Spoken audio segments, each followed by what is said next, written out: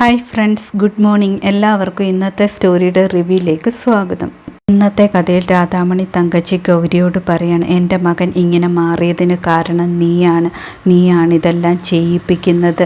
നിൻ്റെ കളികളൊക്കെ എവിടെ വരെ പോകുമെന്ന് ഞാനൊന്ന് നോക്കട്ടെ എന്ന് പറയുന്നു. നന്ദിനി അമ്മയും പ്രൊഫസറും വീട്ടിലേക്ക് വരുമ്പോൾ മുത്തശ്ശിയും ആരതിയുമാണെങ്കിൽ വെളിയിലിരിക്കുന്ന കാണുന്നു. രണ്ടുപേരും എന്തു പറ്റിയെന്ന് ചോദിക്കുകയാണ്. മുത്തശ്ശി അപ്പോൾ പറയാണ്, വേണി കാരണമാണ് ഞങ്ങൾ വെളിയിലിരിക്കുന്നത്. അവളാണെങ്കിൽ എന്നെ കൊല്ലാൻ ശ്രമിച്ചു എന്നൊക്കെ പറയുന്നു. അവൾ പുകച്ച് ചാടിച്ചതാണ്. അവൾ ഉള്ളിടത്തോളം കാലം എൻ്റെ ജീവൻ അപകടമാണെന്നൊക്കെ മുത്തശ്ശി പറയാണ്. അവൾ ആദർശിൻ്റെ തലയിൽ നിന്ന് പോയാൽ മാത്രമേ ആദർശൻ രക്ഷപ്പെടുള്ളൂ എന്നൊക്കെ പറയുന്നു. ആ സമയത്ത് വേണി അവിടേക്ക് വരികയാണ്. വേണി പറയാണ്, എനിക്കിഷ്ടമുള്ളതൊക്കെ ഇഷ്ടമുള്ള സമയത്ത് ഞാൻ ചെയ്യും. വേണമെങ്കിൽ ആദർശിനെയും വിളിച്ചു പറഞ്ഞോളാം എന്നൊക്കെ പറയുന്നു. പിന്നീട് കാണിക്കുന്നത് ഗൗരിയും ശങ്കറിനെയുമാണ്. ഗൗരിയാണെങ്കിൽ ധൃതി പിടിച്ച് റൂമിൽ നിന്നും തുണിയൊക്കെ എടുത്തുകൊണ്ട് പോവുകയാണ്. ശങ്കർ അപ്പോൾ ചോദിക്കുന്നുണ്ട്, എപ്പോഴും എന്തിനാണ് ഒരുപാട് ജോലി ചെയ്യുന്നത്, കുറച്ച് റെസ്റ്റ് എടുക്കാനെന്ന് പറയുന്നു.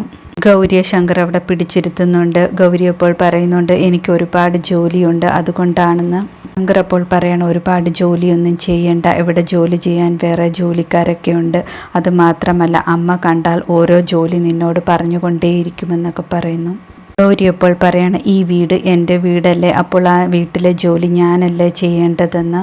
അതുമാത്രമല്ല, ഗൗരി ശങ്കറിനെ ഉപദേശിക്കുകയാണ്, അമ്മയുടെ മുന്നിൽ വെച്ച് ഇനിയും അങ്ങനെയൊന്നും സംസാരിക്കരുത്. എൻ്റെ കാല് തിരുമ്മി തരുമെന്നൊന്നും അമ്മയോട് പറയരുത്. അമ്മയാണെങ്കിൽ പഴയ ആളാണ്, പഴയ രീതിയിലേ ചിന്തിക്കത്തുള്ളൂ. അമ്മയെ വിഷമിപ്പിക്കുന്ന രീതിയിലൊന്നും സംസാരിക്കരുത്. മകനെ ഒരുപാട് സ്നേഹിക്കുന്ന അമ്മയാണ്, അതുകൊണ്ടാണ് അങ്ങനെയൊക്കെ പെരുമാറുന്നതെന്ന് പറയുന്നു. ഗൗരി പോയതിനു ശേഷം ശങ്കർ ചിന്തിക്കുകയാണ്, ഗൗരി വേറെ ലെവലാണ്. അവൾക്ക് മാത്രമേ മറ്റുള്ളവരെക്കുറിച്ചും ചിന്തിക്കാനുള്ള മനസ്സുള്ളൂ. എനിക്ക് എൻ്റെ കിടാവിനെ മനസ്സിലാക്കാൻ പറ്റുന്നില്ലല്ലോ എന്ന് ചിന്തിച്ചിട്ട് ശങ്കറാണെങ്കിൽ കയ്യിൽ പച്ച കുത്തിയിരിക്കുന്ന ഗൗരി ശങ്കർ എന്നത് നോക്കുന്നു. ഗൗരി അടുക്കളയിലേക്ക് വരുന്നു. അവിടുത്തെ സെർവൻറ്റിനോടാണെങ്കിൽ ഓരോ ജോലി ചെയ്യാൻ ഗൗരി പറയുന്നുണ്ട്. അതൊന്നും അവർക്ക് ഇഷ്ടപ്പെടുന്നില്ല. ജോലിക്കാരി കഴുകി വെച്ച പ്ലേറ്റ് ആണെങ്കിൽ വൃത്തിയായിട്ടില്ല, അതും കഴുകാൻ ഗൗരി പറയുന്നു. അപ്പോൾ ആ ജോലിക്കാരി വിചാരിക്കുകയാണ്, ഇവൾക്കൊരു പണി കൊടുക്കണം, ഇവളൊരു വലിയ കൊച്ചമ്മയാണെന്നാണ് വിചാരം. ജോലിക്കാരി ഗൗരിയെ കൊണ്ട് പൂത്ത അച്ചാർ കഴിപ്പിക്കുകയാണ്. ഇത് ശങ്കറിന് ഇഷ്ടമുള്ള അച്ചാറാണ്, ടേസ്റ്റ് ഉണ്ടോ എന്ന് നോക്കാൻ വേണ്ടി തന്നതാണെന്ന് പറഞ്ഞിട്ട് ഗൗരിയെ കൊണ്ട് കഴിപ്പിക്കുകയാണ്. ഗൗരി അത് കഴിച്ചതിന് ശേഷം ഛർദ്ദിക്കുകയാണ്. അവൾ ഛർദ്ദിക്കുന്നത് കണ്ടിട്ട് എല്ലാവരും തെറ്റിദ്ധരിക്കുന്നു. ഗൗരി ഛർദ്ദിക്കുന്നതറിഞ്ഞ് ശങ്കർ ആണെങ്കിൽ ടെൻഷനോടെ അവിടേക്ക് വരുന്നു. അത് കണ്ടിട്ട് മഹാദേവൻ ശങ്കറിനെ കളിയാക്കുകയാണ്. മഹാദേവൻ പറയുന്നു, ഛർദ്ദിലും മോക്കാനും ഒക്കെ സാധാരണയാണ്, കല്യാണം കഴിഞ്ഞാൽ ഇതൊക്കെ ഉള്ളതാണ്. മഹാദേവൻ രാധാമണി തങ്കച്ചിയോട് പറയാണ്, വീണ്ടും നമ്മളാണെങ്കിൽ അച്ചാച്ചനും അച്ചമ്മയൊക്കെ ആകാൻ പോവുകയാണ്. നമ്മുടെ 2 പേരക്കുട്ടികളും നമ്മുടെ ചുറ്റിനും കളിക്കാനൊക്കെ വരും. അതുമാത്രമല്ല, പുതിയ പാട്ടുകളും കഥകളും ഒക്കെ നമ്മൾ പറഞ്ഞു കൊടുക്കണം, മോഡേൺ ആയിട്ടുള്ളതൊക്കെ പറഞ്ഞു കൊടുക്കണമെന്ന് പറയുന്നു. മഹാദേവനാണെങ്കിൽ ഒരുപാട് സന്തോഷത്തിലാണ്. കമലയോട് പറയുന്നുണ്ട്, ഗൗരി മോളെ പോയി നോക്കിയിട്ട് കൺഫേം ചെയ്തിട്ട് വരാനെന്ന്. ആണെങ്കിൽ ഗൗരിയുടെ റൂമിലേക്ക് ചെല്ലുന്നു. ഗൗരിയോട് കമല പറയാണ്, ഇനി റെസ്റ്റ് എടുത്തോ, കുറച്ച് നേരത്തേക്ക് ഒരുപാട് ജോലിയൊന്നും ചെയ്യണ്ട എന്നൊക്കെ പറഞ്ഞിട്ട് വെള്ളമൊക്കെ കൊടുക്കുന്നു. ഗൗരി അപ്പോൾ ചോദിക്കുന്നുണ്ട്, കമലേട്ടത്തി എന്താണ് അങ്ങനെയൊക്കെ പറയുന്നതെന്ന്. കമലയാണെങ്കിൽ റെസ്റ്റ് എടുത്തോളാം എന്ന് പറഞ്ഞിട്ട് അവിടെ നിന്ന് പോകുന്നു. കമലയാണെങ്കിൽ എല്ലാവരോടുമായിട്ട് പറയുകയാണ്, കൺഫേം ആയിട്ടും ഗൗരി പ്രഗ്നൻ്റ് ആണെന്ന്.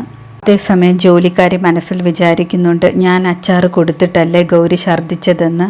ഗൗരി അവിടേക്ക് വരുന്നുണ്ട്. ഗൗരിയാണെങ്കിൽ എല്ലാവരോടുമായിട്ട് പറയുന്നുണ്ട്, ഞാൻ അച്ചാർ കഴിച്ചിട്ടാണ്, നിങ്ങൾക്കെല്ലാം എന്തോ തെറ്റിദ്ധാരണയുണ്ട് എന്ന് പറയാൻ ശ്രമിക്കുന്നുണ്ട്. പക്ഷേ അവിടെ വെച്ചാണെങ്കിൽ മഹാദേവൻ പറയുകയാണ്, അച്ചാറും അതുപോലെ പുളിയുമൊക്കെ കഴിക്കാൻ ഇപ്പോൾ ആഗ്രഹം തോന്നുമെന്ന്. ഗൗരിയെ കൊണ്ട് ഒരുപാട് സംസാരിക്കാൻ സമ്മതിക്കാതെ ശങ്കർ ഗൗരിയുടെ കയ്യിൽ പിടിച്ചു വലിച്ചു കൊണ്ടുപോകുന്നു. ജോലിക്കാരി രാധാമണി തങ്കച്ചിയോട് പറയുന്നു, മരുമകൾക്ക് വിശേഷമുള്ളത് നല്ല കാര്യമാണ്, പക്ഷെ ഡോക്ടറിനെ കൊണ്ട് ചെക്ക് ചെയ്യിപ്പിച്ച് കൺഫേം ചെയ്യുന്നത് നല്ലതാണ്. എന്തെങ്കിലും കഴിച്ചിട്ട് ഛർദ്ദിച്ചതാണോ എന്നറിയത്തില്ലല്ലോ എന്ന് പറയുന്നു. ഗൗരിയാണെങ്കിൽ ശങ്കറിനോട് പറയുകയാണ്, എല്ലാവരും തെറ്റിദ്ധരിച്ചിരിക്കുകയാണ്, ഞാൻ അച്ചാർ കഴിച്ചിട്ടാണ് ഛർദ്ദിച്ചതെന്ന്. ഇപ്പം തന്നെ അച്ഛനോടും അമ്മയോടും പറയണം. ശങ്കർ അപ്പോൾ പറയണം, ഞാൻ എങ്ങനെയാണ് അമ്മയോടും അച്ഛനോടും പറയുന്നത്, അവരാണെങ്കിൽ ഒരുപാട് സന്തോഷത്തിലാണ്. ഗൗരി അപ്പോൾ പറയണം, എങ്കിൽ ഞാൻ പോയി അച്ഛനോടും അമ്മയോടും പറയാം, ഒരു കള്ളത്തരങ്ങളും അധിക കാലം നിൽക്കത്തില്ല. ഇവരുടെ അടുത്തേക്ക് മഹാദേവനും രാധാമണി തങ്കച്ചിയും വരുന്നു. ഇതോടെ ഇന്നത്തെ കഥ അവസാനിക്കുന്നു. പുതിയ കഥയുമായി വീണ്ടും കാണാം. താങ്ക്